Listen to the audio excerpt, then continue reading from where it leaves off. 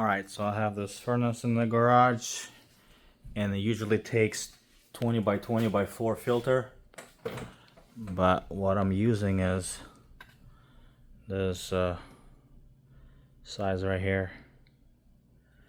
And the way it works is there's an airflow, and in my case it's pointing down, so the air goes from upstairs by the stairs on the second floor and gets in here. And so what we're gonna do is slide that in here.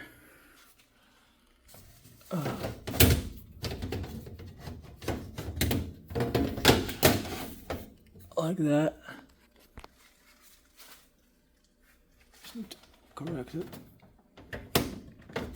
Sorry. It's a little bit.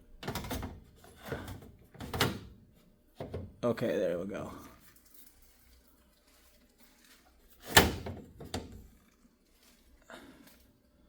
So basically the air is slowing down, and that's it. Just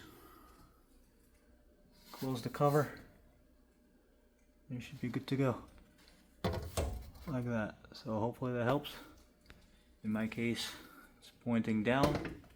That's what I did.